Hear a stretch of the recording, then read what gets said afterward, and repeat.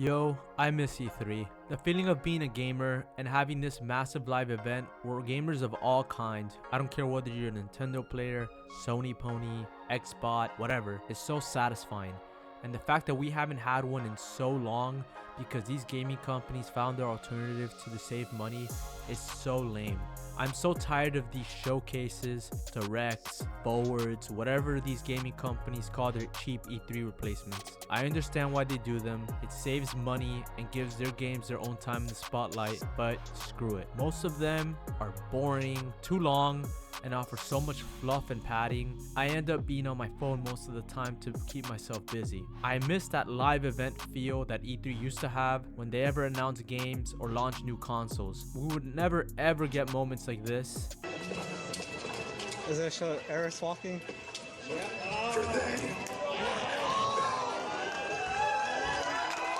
fuck! Oh shit!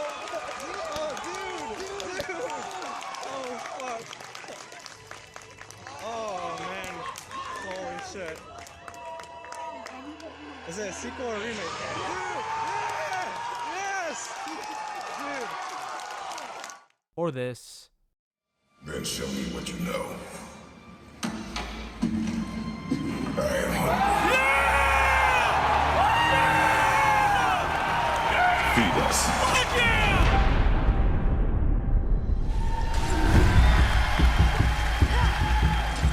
With these online showcases that you can watch from anywhere in your home. Even YouTube reactions can't capture that same feeling as an audience of sweaty, die-hard gamers gathered together to experience a worldwide reveal can have. These events also give gaming a communicative feeling that gaming used to have, like when we would all gather around a midnight launch of that new Call of Duty game back during their prime, or when a new console launched like the Xbox 360.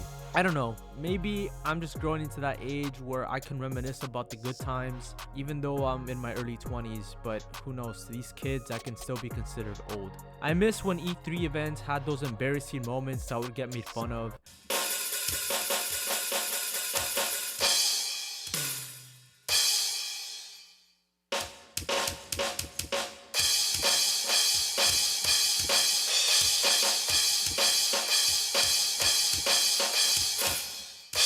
Like, there's top 10 videos of the most embarrassing moments, from bad console reveals to awkward onstage segments to whatever this is.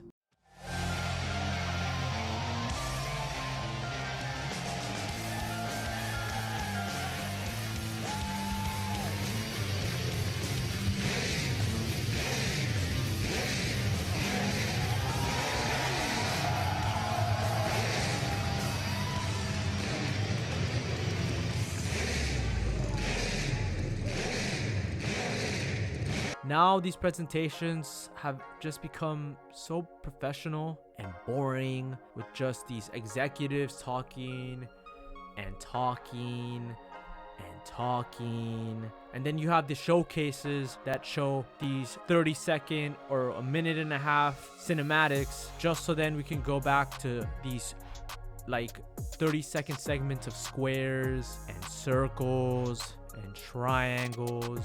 And now look, Phil Spencer talking about some nonsense like, oh, we've acquired another publisher. There's no flavor. Everything's just so bland to watch now. I don't know, but these showcases have no impact or excitement on me. Plus, the competitiveness of who has the better set of announcements or reveals between the big companies is lost now. Because before, everyone was announcing games in a small window of time. They really needed to wow us to dominate the news circles and discussion. And since they're spaced out now, they don't really need to go that hard to wow us anymore. There's a reason why Sony waited nearly a year and a half between showcases, because if they wanted to, they could have held out for much longer. But they knew that we as gamers were growing impatient and we needed something, which only made it worse for them due to the astronomical expectations we all had, thinking it was going to be another E3 2016, only for people to end up being extremely disappointed by them not even coming close to our expectations. Here's the really sad thing about all this. I haven't even got the chance to attend an E3. The last one was in 2019, and I was working at Target, barely making enough. And now I could, but because of what happened with the world, it's not possible now. So yeah, of course, I needed to be stripped out of that experience. Like, imagine E3 still being a thing today and seeing the PS5 reveal, or better yet, that Wolverine announcement for the first time ever. That sense of community is what's missing with the gaming industry today, and we need it back. The closest thing we have to that is the Game Awards, but I'm sorry, it just doesn't hit the same.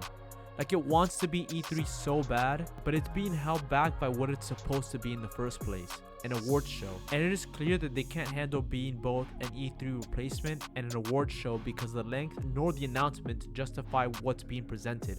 Like, for example, why are so many of the categories being sidelined for onstage musical performances? Or how about those unnecessary attempts to bring in actors and other celebrities not known for gaming as being a part of presenting the Game Awards? I understand that they want money and views, so bringing these people in can help with that, but this is exactly the reason why the Game Awards isn't as impactful or memorable as an E3. The only reason why we look forward to it, apart from knowing who will win the big award, is that it's the only big live gaming event of the year. This also relates to the topic in my last video where I mentioned that this generation doesn't feel as impactful or memorable as the ones from before. This is the first time where most of the big gaming companies' events were held online to be viewed exclusively from the comfort of your own home.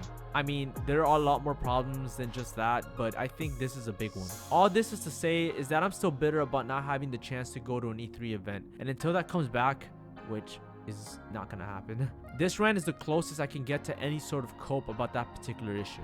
If you guys agree or disagree, please let me know in the comments. Yeah, that's all I really have to say for this one, and I'll see you guys in the next video.